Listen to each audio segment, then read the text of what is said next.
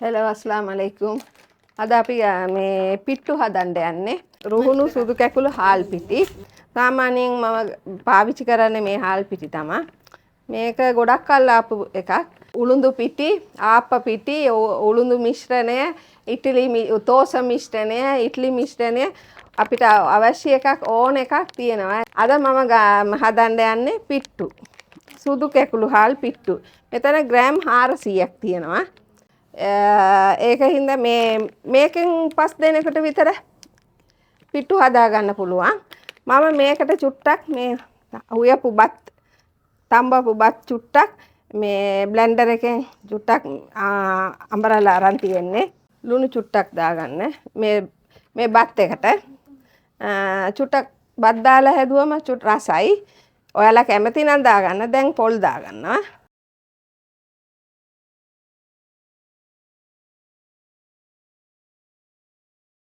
දැන් ටික දාලා අපිට අනා ගන්න ලේසි.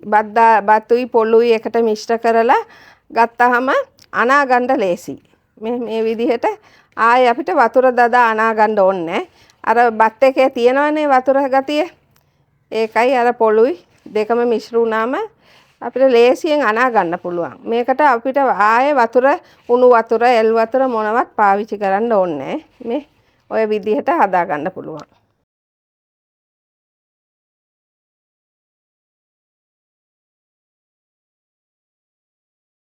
මම මේ සුදු හාල් පිටි වලින් මේකේ ආප මිශ්‍රණයක් තියෙනවා.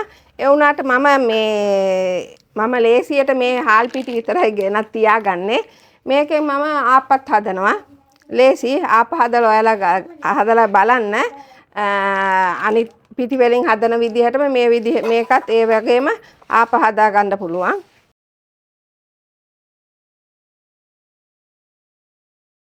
මෙතනට මේ උයපු බත් තියෙනවා නම් දැන් ඔයාලා රෑ හදපු එක අපි ෆ්‍රිජ් එකේ තියලා ගන්නවා නම් මේ කෝප දෙකක් වගේ මේකට මිශ්‍ර කරගන්න පුළුවන්. පොල් කෝප දෙකක් දාගන්න. ගාගත්තු පොල් උයපු බත් ඉතුරුනාම ඔයාලට මේ විදිහට කරගන්න පුළුවන්. බත් කෝප පුරවල දෙකක් වගේ ගන්න.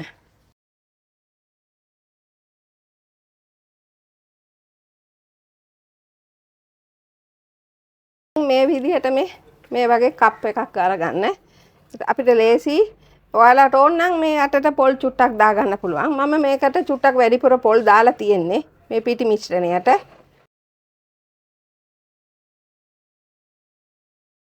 පොල් ගන්න මේකට පොල් දානවා නම් පිට්ටු වලට මේ උඩ හරියෙන් පොල් ගාගත්තු ඒවා ගන්න. සුදු පාටට තියෙනවා නම් හොඳයි පොල් ගාගත්තුවා. මේ විදිහට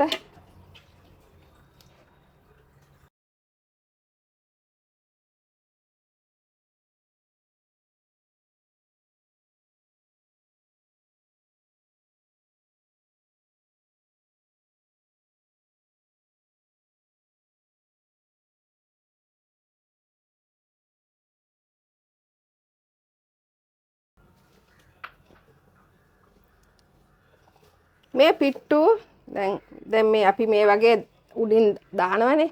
හොඳට ඒක තැම්බෙනවා. ඒක කැඩුනට කමක් නැහැ. කොහොම හරි පිට්ටු නේද හදා ගන්න ඕනේ. බම්බු පිට්ටුවේ බම්බුවේ දා ගන්න පුළුවන්. මම මේ විදිහට තමයි හදාගන්නේ. මට ලේසි හින්දා.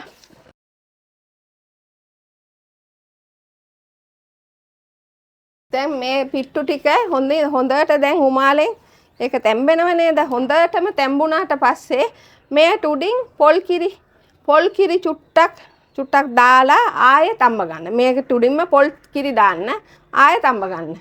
චුට්ටක් විනාඩි 5ක් වගේ. එතකොට මේ පිට්ටු හොඳට එනවා. අර කිරි රසත් එනවා. මේ විදිහට ඔයාලා හදලා බලන්න.